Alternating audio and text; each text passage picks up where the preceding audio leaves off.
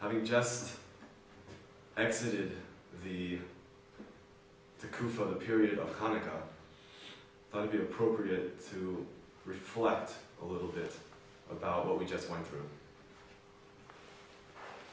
And one of the central mitzvah of Chanukah, of course, is the lighting of the menorah. And just wanted to point out that the mitzvah is that every night we are to light an additional candle. Each night of the 8 nights of Chanukah, we light an additional night, starting with 1 candle the first night, finishing with 8 candles on the 8th night. The reason for this is because of a principle known as Malin Bakodesh, which means that when it comes to Kedusha, for lack of better words, holiness, in mitzvahs, as we continue, as we progress, we are Malin, which means we ascend or we increase. We are increasing in Kedusha.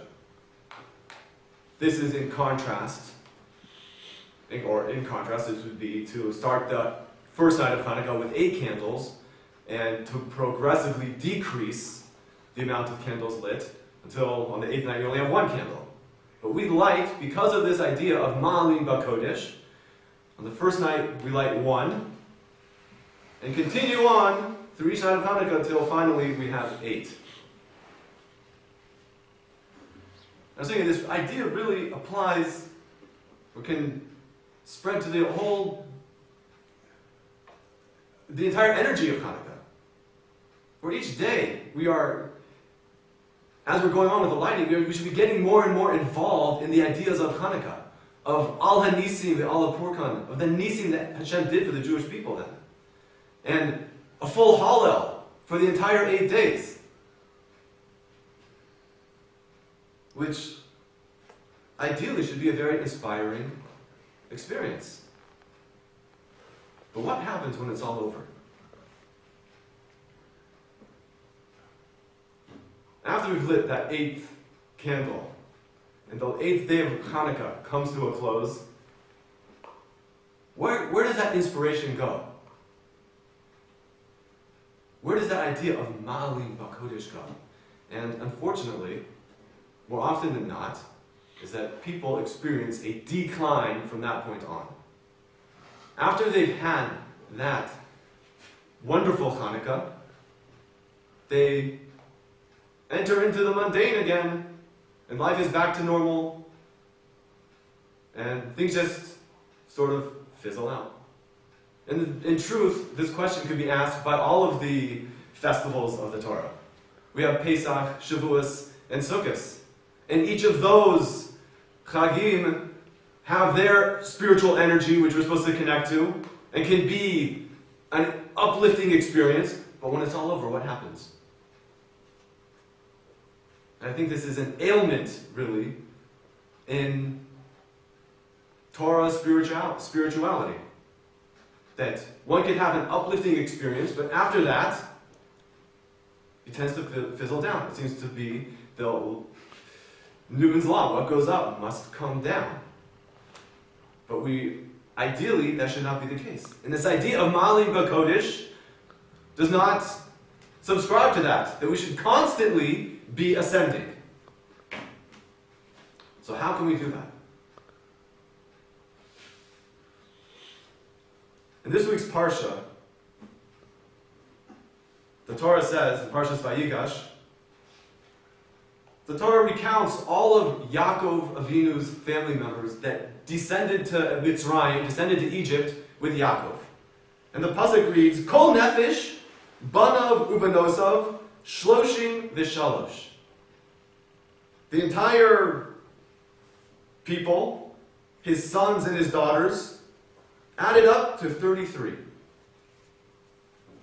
The Rishonim, Rashi, and the Ramban point out that when you actually do the math, when you actually count them, it adds up to 32, not 33.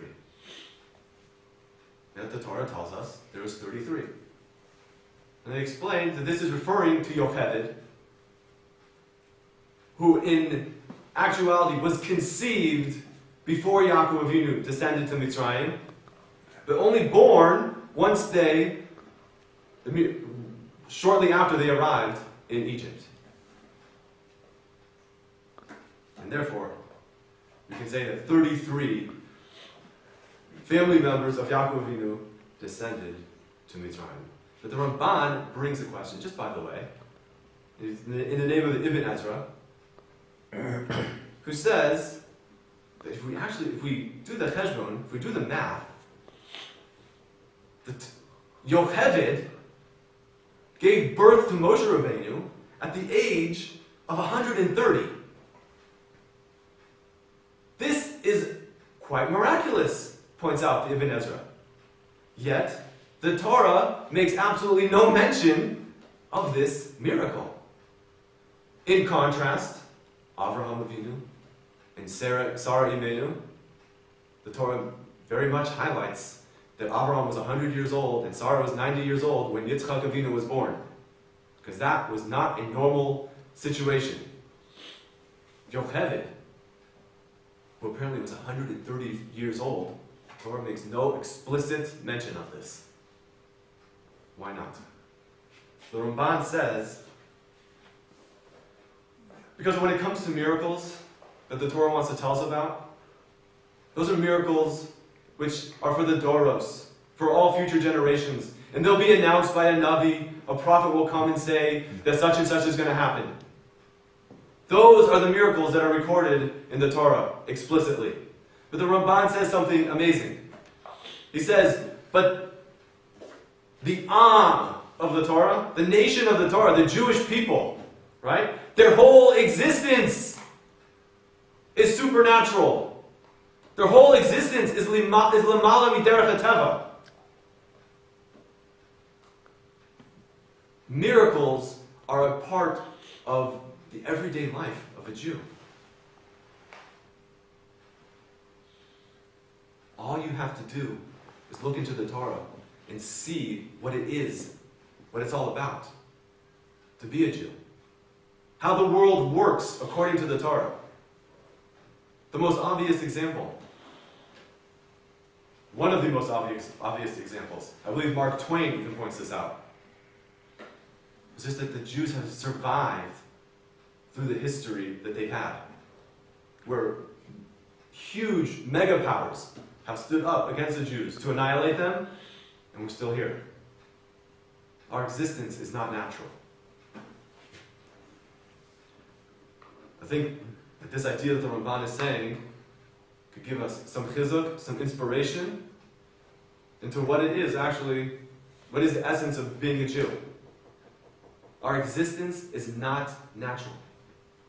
The miracles which we highlighted for 8 days of Chanukah, there are miracles going on every single day, both to the Jewish people as a whole and to each one of us as individuals. These are miracles which we must take to heart, because these are the miracles which I think can lead us to a continued life of Ma'alim B'Kodesh, of ascending in Kedusha.